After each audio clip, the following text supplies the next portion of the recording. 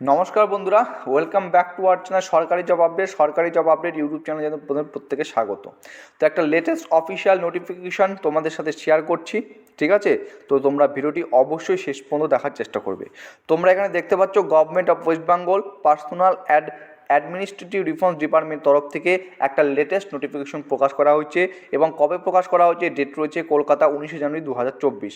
এবং এখানে কি বলেছে নোটিফিকেশনে, the governor is pleased to create, governor সন্তুষ্ট হয়েছে এই সমস্ত পদগুলো তৈরি করতে following post of various department, বিভিন্ন ডিপার্টমেন্টের অফ দ্য স্টেট গভর্নমেন্ট, রাজ্য সরকারের, অ্যাজ শোন ইন দ্য টেবিল বিলো।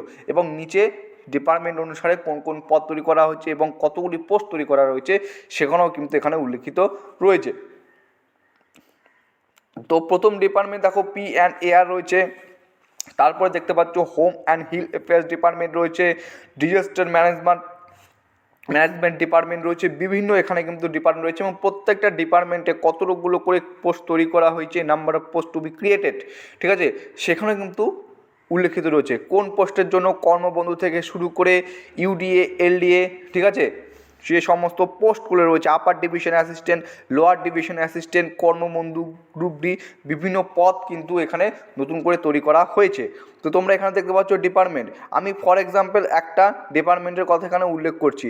মনে করো এই একটা ডিপার্টমেন্ট, ঠিক আছে, যেমন কোঅপারেশন ডিপার্টমেন্ট। তো এই ডিপার্টমেন্টে পোস্ট কী কী পোস্ট রয়েছে, assistant registrar and cooperation societies পদে একটি পদ রয়েছে, তারপরে হচ্ছে অফিসার পদ এখানে একটি রয়েছে, ইউডিএ প্লাস এলডিএ তিনটি রয়েছে, গ্রুপ ডিদের জন্য দুটি পদ রয়েছে, কর্মবন্ধুর জন্য একটি পদ রয়েছে। আর একদম প্রথমে যদি তোমাদের আমি বলি, সেখানে আমরা দেখতে পাচ্ছ, দেখো হোম অ্যান্ড হিল অ্যাফেয়ার্স ডিপার্টমেন্টে সাব ডিভিশনাল অফিসার, ঠিক আছে, deputy magistrate, deputy collector, deputy sub SP রয়েছে, ঠিক আছে, superintendent of police, ASI, wireless operator, constable, যেখানে অফিস 1, সিকিউরিটি গার্ড, ড্রাইভার 2, কর্মবন্ধু, বিভিন্ন পদে বিভিন্ন পদ কিন্তু সৃষ্টি হয়েছে, ঠিক আছে। এখানে তোমরা শেষ পর্যন্ত দেখতে পারবে টোটাল এখানে ডিপার্টমেন্ট রয়েছে 11টা ডিপার্টমেন্ট, ঠিক আছে। হেলথ রয়েছে, ফুড অ্যান্ড সাপ্লাই, দেখো এই ডিপার্টমেন্টে লক্ষ্য করো, যেখানে এসসিএফএস পদে একটি পদ তৈরি হয়েছে, ইউডিএ এবং এলডিএ যেটা রয়েছে, ঠিক আছে, আপার ডিভিশন অ্যাসিস্ট্যান্ট এবং লোহার ডিভিশন অ্যাসিস্ট্যান্টের 5টা পদ রয়েছে, গ্রুপ ডি ক্ষেত্রে 2টি, কর্মবন্ধুর ক্ষেত্রে 1টি। এবং আমাদের সকলের মনে যেটা একটা প্রশ্ন, এবং সবশেষে যেটা দেখাই, একদম সবশেষে যে ডিপার্টমেন্ট রয়েছে ল্যান্ড রিফর্ম, যেখানে এলডিএ প্লাস ইউডিএ অর্থাৎ আপার ডিভিশন অ্যাসিস্ট্যান্ট এবং লোয়ার ডিভিশন অ্যাসিস্ট্যান্ট পদে কতগুলি পোস্ট ক্রিয়েট হয়েছে, 20টি পোস্ট রয়েছে, গ্রুপ ডির ক্ষেত্রে রয়েছে 10টি পোস্ট, ঠিক আছে। টোটাল আমরা গ্র্যান্ড টোটাল যদি পোস্ট দেখি, টোটাল পোস্ট রয়েছে 105টি। এবার প্রশ্ন, কিভাবে নিয়োগ করা হবে, ঠিক আছে, সমস্ত কিছু কিন্তু এখানে উল্লেখিত রয়েছে। এবার দেখো এখানে আরেকটা জিনিস দেখতে পাচ্ছি, কন্ট্রাকচুয়াল এনগেজমেন্ট, ঠিক আছে, চুক্তিভিত্তিক যে এনগেজমেন্ট রয়েছে, সেখানে সফটওয়্যার ডেভেলপার একটি পদ, ডাটা এন্ট্রি অপারেটরের জন্য 2টি রয়েছে, কর্মবন্ধুর জন্য কিন্তু এখানে 7টি পদ রয়েছে। এবার দেখো যেটা সবথেকে গুরুত্বপূর্ণ, তোমাদের প্রত্যেকের যেটা মনে প্রশ্ন, তোমাদের প্রত্যেকের মনে যেটা প্রশ্ন, সেটাই কিন্তু এখানে উল্লেখিত হয়েছে। The regular post so created shall be filled up following respective recruitment rules and shall carry usual scale of pay.